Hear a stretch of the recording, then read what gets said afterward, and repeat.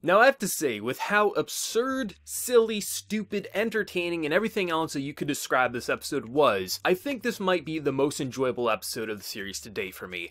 This episode had a little bit of everything. The first 12 minutes of this episode was a ride and a half. Seriously, there was so much absurdity going on, I can't even point to just one instance that I was laughing at because there was so much. The reactions were over the top this week's episode. You have literally Sugimoto and the criminal running, holding hands, and it's directed in this very romantic and just over the top way. This was the weirdest love story I've ever seen in anime, or at least one of the weirdest I've seen in quite a while, just because of the dude's obsession with death and how over the top they were directing these scenes. There was so many great moments of not even just the main characters, some of the antagonists as well. They were directing these scenes in such an over-the-top way. I was chuckling so damn much. It was just absolutely entertaining. I love how overboard they went. I love how the guy's just trying to he's trying to figure out the best way that he can get killed by Sugimoto. And there's just so many times where you're just like, did they really just do that? Are they really going this overboard? Sugimoto's like, I'll never forget you. And then as he's going to kill him, a freaking orca whale comes in and takes his body. And that's just even a better death than Sugimoto killing him, because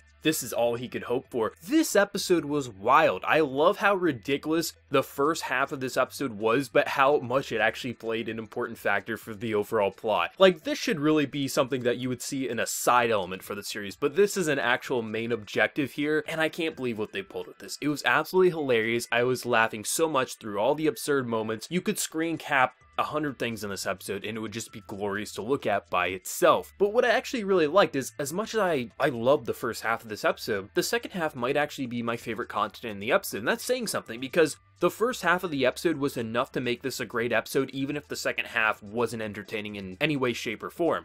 But the second half, with the whole soldiers and what they were doing, the whole kind of ambush of their lost comrade, kind of holding up Granny and them hostage, really trying to push his buttons there, and then how they're kind of leaving, saying like, okay, if you want to repay your debt, go ahead. And then the sniper shot. I was actually really invested to see what the hell is going on there, and I know next week's episode is going to be very entertaining. I'm sure it's not going to last that long, but the dude has one bullet, one shot to make it count. He's going up against an insane sniper. How can you not be excited to see how that's going to go down? The stuff with the samurai, it was just a very entertaining episode. It had such an insane amount of comedy, stuff that we could all laugh at, but it served a lot of importance for the plot. The objective, getting the tattoos, seeing some of the side stories. This was just an all-around great episode, well balanced. The art and animation went above and beyond what it needed to, and seriously, the characters were all gleaming. Every single one of them had their gleaming moments here, especially Boner Man, but still, they all were gleaming in their own way. This was fun. Like, this is what I love about the series, is like each episode is good in its own way, but episodes like these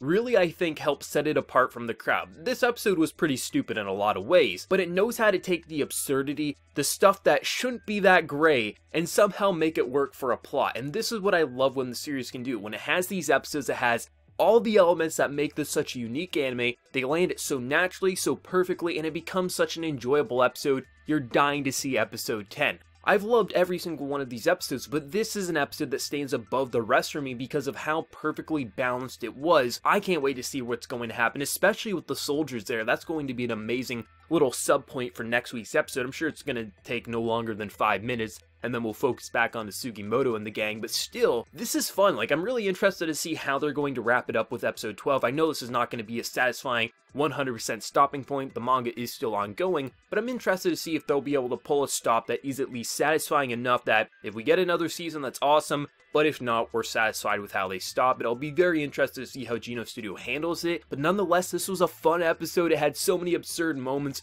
and I'm just impressed that they were able to take the first half of the episode, which was so enjoyable, and just make the second part of the episode even more enjoyable without relying on the absurd nature that the series is known for. It was a great directed episode all around, but let me know what you're feeling. Did you love it? Did you hate it? Did you enjoy the comedy as much as myself? Or did you find it wasn't that funny for you? Let me know what you're feeling down in that comment section below, and if you enjoyed the video, remember to leave a like, and if you're new, also be sure to subscribe. So until next time, everyone, please take care and have a good one.